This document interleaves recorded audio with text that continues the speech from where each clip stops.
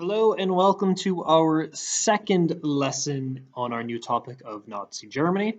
Today we're looking at the Weimar Republic in a bit more depth than we did previously. We're going to investigate what the German government was like following World War I. Now, your starter is to identify three major problems that the Weimar government was to face in 1919. So go ahead on your sheet of lined paper. Let's do our title, learning objective, and our starter. There are three images below to help guide you in your starter. You can pause the video now, and when you feel that you have a good go at it, you can go ahead and play, and we'll be taking these up together.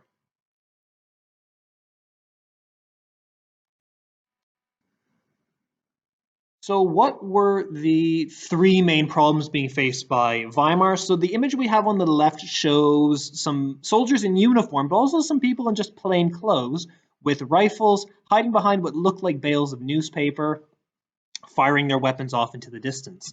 So we need to remember that there were many uprisings. A lot of these were by the communists, and Weimar needed to maintain control. The communists were trying to overthrow the Weimar government to impose their own political party, and Weimar was trying to keep them in order. The second one shows a man with a trolley with a load of cash on it. Germany had to pay large sums of money to the Allies, and a lot of people had no money of their own left over for the essentials, food, clothing, rent, things like that. In the last image, we see a German soldier, and we can tell by his helmet. See a German soldier hiding out in a trench, and in behind him there is what looks like a very masculine female with a knife. And we can actually see on her hat have a Star of David, a symbol of Judaism. And this, of course, is going to be Dolchstoss, that stab in the back theory. Many soldiers and the public believed that the German army was in fact winning the First World War, and had the government not surrendered on their behalf, they could have been victorious. So let's make sure we have those three main problems faced by Weimar written down.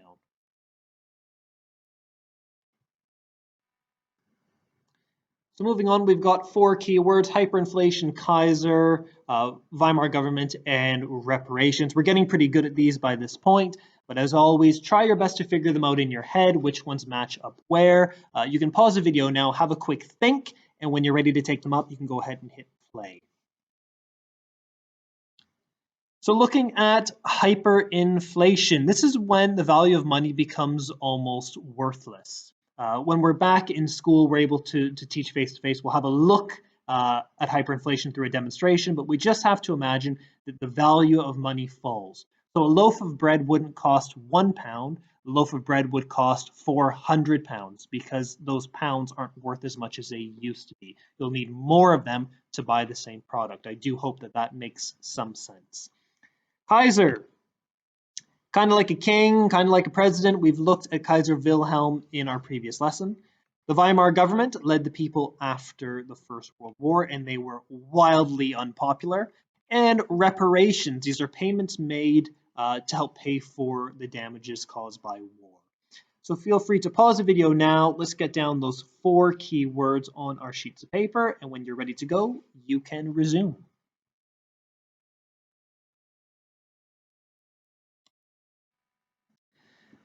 So a quick little review just of the basics. So Germany had been at war since 1914. The war lasted until 1918. The Kaiser, here's a picture of Wilhelm II in the top right corner. He'd been in charge of Germany since 1888. The country was a monarchy, similar to what we have in the UK, where you have a king or a queen.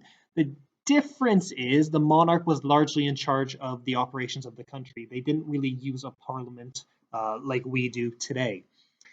German soldiers had spent much of the war believing that they were in fact winning.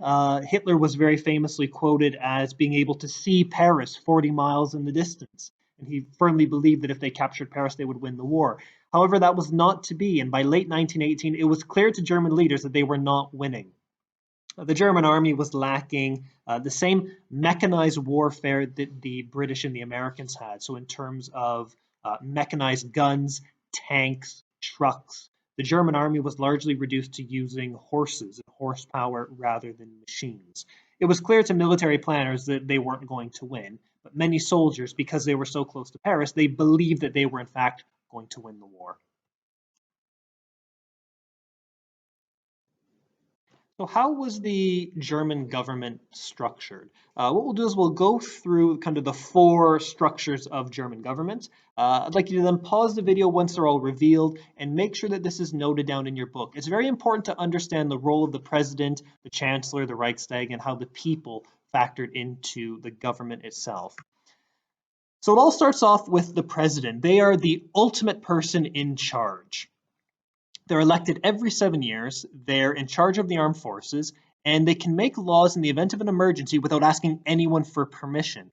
This is seen as a good thing because if there's an emergency, the president can get it solved quickly, but also a bit of a bad thing because they can do whatever they want, and that can be quite dangerous if your president isn't a very good person. Now, the president is going to appoint someone who is called the chancellor. And the chancellor is the guy who runs the country on a day-to-day basis. They're chosen from the Reichstag by the president. They're similar to what we would call a prime minister here in the UK. Now, the chancellor, to be able to do anything, he needs to have half the support of the Reichstag. This was voted, they voted on new laws. They were elected every 4 years by members of the public. And the Reichstag was set up in a way that gave even small political parties a chance to contribute to the Reichstag. This was through something called proportional representation. It meant that for a certain population, you would have a certain amount of people in the Reichstag. So everyone was able to have their fair share. Now, the Reichstag, they were elected. So again, a little recap of the problems faced by the Weimar government. They were disliked by many Germans, and this was mainly due to their lack of popularity for not solving several of the problems faced by the civilian population. Politicians, they betrayed the army, and this was the concept of Dolchstoss, where the politicians signed away the nation, and had the army continue fighting, they might have been victorious. Coalition governments were not powerful. And this is when you have two political parties that work together. Now, we had a coalition government here in the UK not too long ago, and we actually had the Conservatives having to work alongside other political parties. And let's just pretend, for argument's sake, we have the Conservatives and Labour Party team up together to run the country. What do you think the result would be? Would this be a government where policies were passed through quite easily? Or do you think that the two political parties, because they have opposing views, would often just fall out arguing? And this is an issue with coalition governments. You have opposing parties working together, and they spend more time arguing than they do solving problems. It was a very confusing ruling system. Was it Parliament, President, the Chancellor? Who was actually running the country? And Weimar became very dependent on the Freikorps, which translates into free army. Frei is free, Corps is army, to fight off these revolutions. And people started to realize that Weimar themselves isn't very powerful. They need to call the army to come and solve an issue every time that they have one. And kind of think of it as the big kid on the playground is the Freikorps. And every time one of the little kids has a problem, they go over and get the big kid to come solve it for them. It starts to show the message that the young one or the little one isn't willing to solve problems for themselves, and they'll always rely on the big kid to fix it. And Weimar was the little kid. They were the ones who kept going to the Freikorps saying, can you come and solve the problem for me? Can you come and fix it? I don't have the power to change it, but you guys do. War reparations were extremely high at £6,600 million. It's an extortionate amount of money that Germany didn't really have. And this left very little spare money to spend. And most people in Germany ended up losing their jobs or losing their life savings in the process.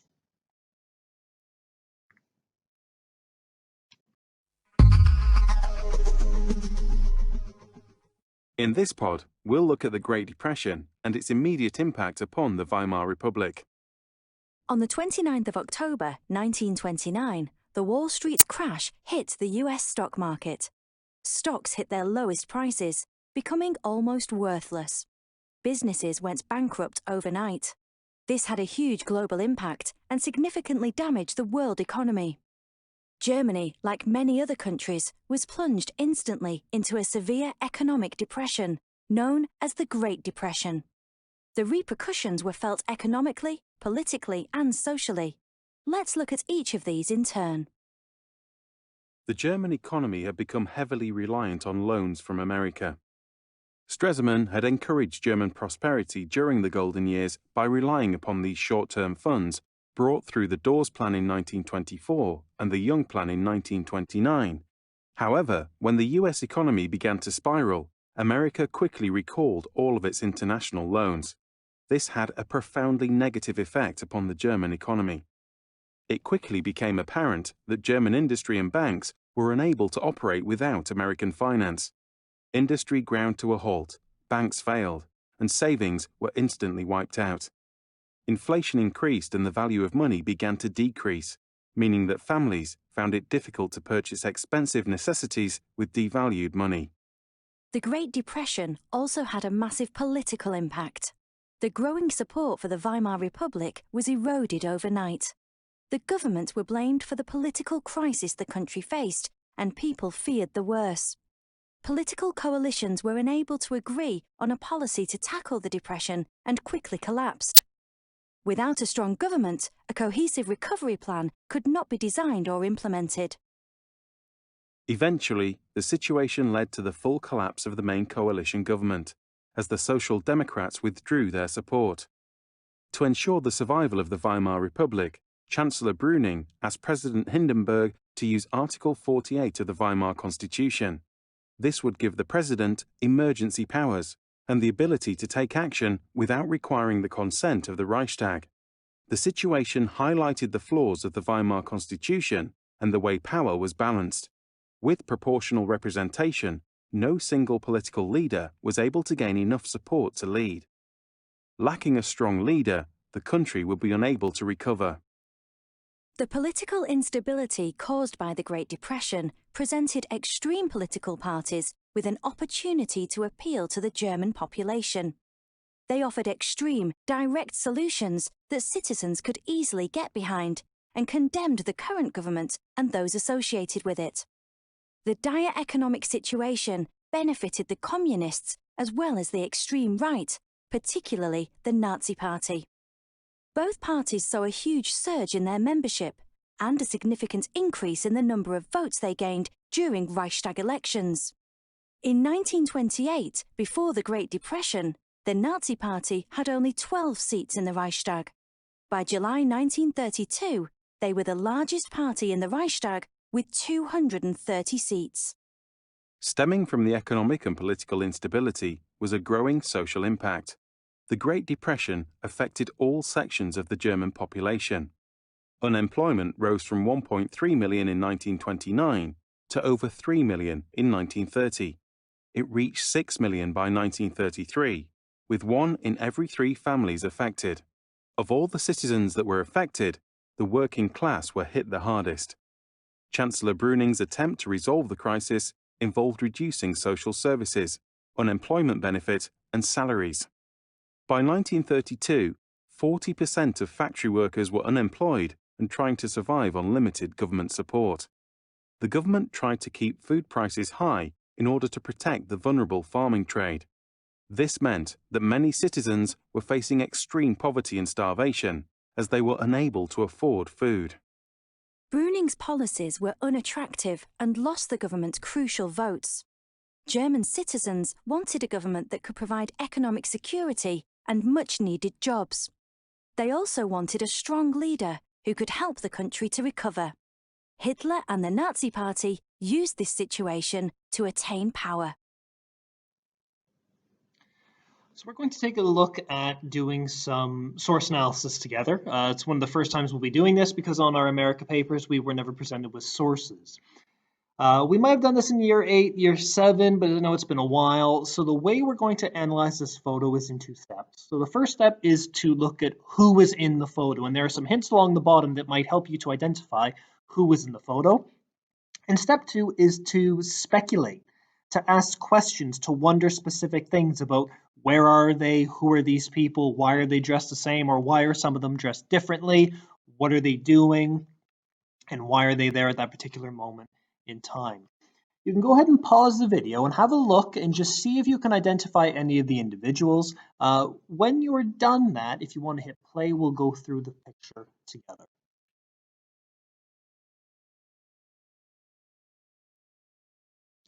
So you've had a chance to look at the image itself. So let's go ahead and have a look at some of the possible answers. Well, who's in the photo? There are definitely some leading Nazis here. If we actually have a look, we have individuals such as General Ludendorff. We've got Hitler here as well, and we have Ernst Röhm. We can actually also see their names at the bottom. So we have Ludendorff, Hitler, and Röhm. Now, these are names that we'll become very familiar with over the course of studying our unit on Nazi Germany. But these men were all collected outside of a courthouse because they were all on trial in 1923 for trying to overthrow the Weimar government, just as the communists had. We've learned that Weimar faced many uprisings, and they'll actually face one from this man here, Hitler himself.